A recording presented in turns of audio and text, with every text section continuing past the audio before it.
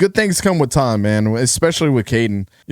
Changing systems, not everyone adapts, man. I think a lot of people want that overnight success from a lot of people. They expect that Cam Ward and Carson Beck and all these guys to step in, the Will Howards of the world going to Ohio State. They expect these guys to come in and adapt to the system like really, really quickly, and it just doesn't happen like that.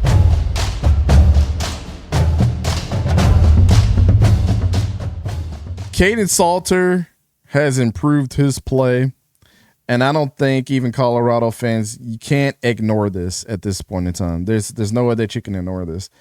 Big win against a top 20 team in Iowa State this past weekend, which is a team is nothing to scoff at. Yeah, maybe have they not have been as good as they were to come out the gate this season. Yeah.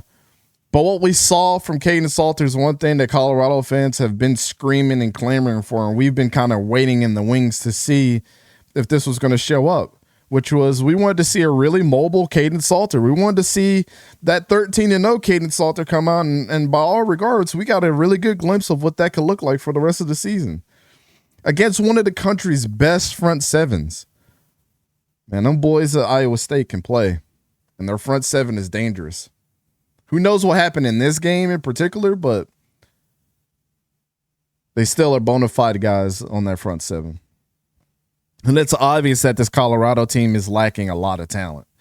Like, they're ranked 87th in total defense, 74th in rush, and even on offense side, 74th in rushing offense.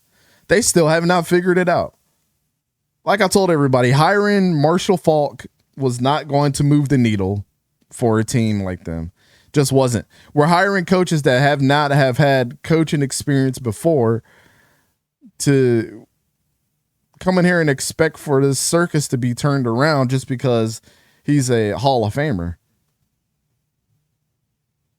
They only have one running back that's 200 yards plus this season. And there was a lot of hype around this running back core. Micah Welch, I believe, has like 270 yards rushing, but he's the only one. You would think they would have more yards. Number 2 is Kaidon Salter. Are we surprised by that? I don't know. To me, in a system like this, with the way that they want a Kaidon Salter to be successful, and where a lot of, I think, NFL guys are feeling like maybe we can get Kaidon here and maybe he can be, a 6th or 7th rounder and eventually be a starter in the NFL. If they see it this way, is to get the tight ends more involved in the play out there in Colorado. They've never done this. Pat Shurmur's never done this. I don't know why. As soon as Sean Lewis left, the whole utilizing the tight end thing just went out the freaking window. You can't expect a guy like him to just throw to Travis Hunter the whole time, which he doesn't have that. He has a Marion Miller, but he doesn't have a Travis Hunter. But obviously, with a quarterback like him, the middle of the field game that we're used to seeing from a Kaidon Salter just is non-existent because you don't have tight ends to do that. You have wide receivers to stretch the field. And also, when you have a failing running game that they don't really have a great running game, you don't utilize the middle of the field as well as a lot of other teams. Shedeur was able to launch deep.